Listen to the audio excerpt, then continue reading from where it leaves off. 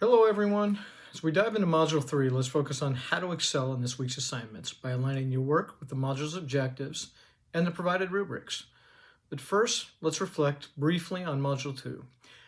Last week you explored the role of labor laws and compliance in global HR operations. Understanding these principles is foundational as we now shift to creating and structuring global organizations. This week, you'll learn about global ownership structures such as wholly owned subsidiaries, mergers, alliances, licensing, and franchising.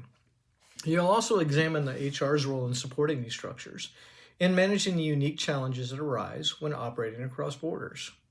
Your goal is to connect this knowledge to real-world HR strategies and global strategic management.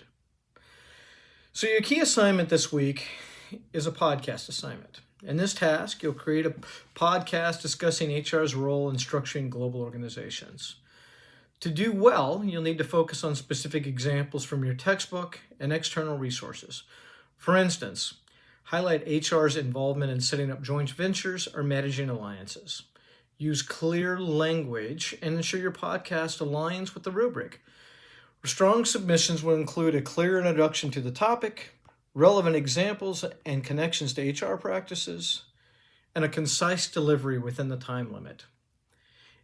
The HRM box assignment is another piece that you'll have to complete this week.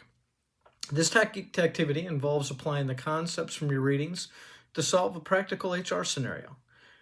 Please pay close attention to the rubric. Answers should demonstrate critical thinking and reference the strategies for structuring global organizations discussed in your textbook.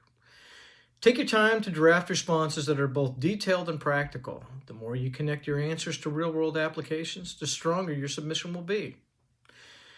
Here's a couple tips to make sure you get the best grade on this assignment. Review all module resources thoroughly before beginning your assignments.